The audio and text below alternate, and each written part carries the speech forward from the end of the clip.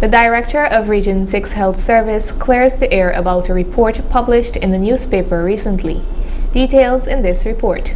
The Region 6 Director of Health Service, Mr. Javon Stephen, called a press briefing yesterday, January 16th, at the Regional Health Service Boardroom to clear up some misconceptions that were released to the public via a newspaper article. The article from the regional chairman, he said that regional officials bypass the tender board, the regional tender board. I want to make it very, very, very clear that that information is totally inaccurate. For any purchases, it must be approved by tender board. He also mentioned the RU's limit. He mentioned it as 500,000.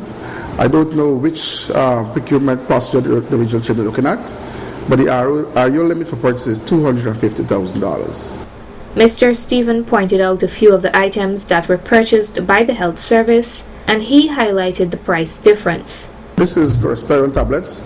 It was the first item in the leaked report. They said that MU paid $13 per one against $230 paid by the regional system.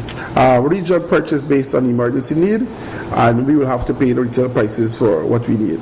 It's also mentioned in our report that MMU would have paid $76 per bottle, per tube, and we would have paid $420.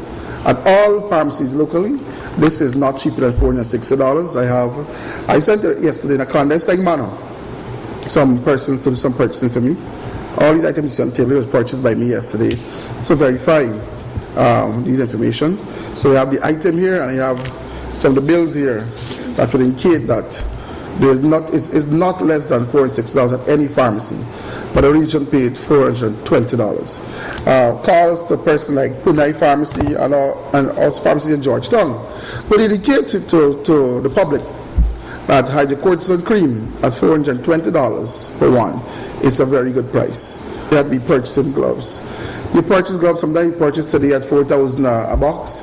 2 months after, it's $7,000 a box. A week after, it's a different price.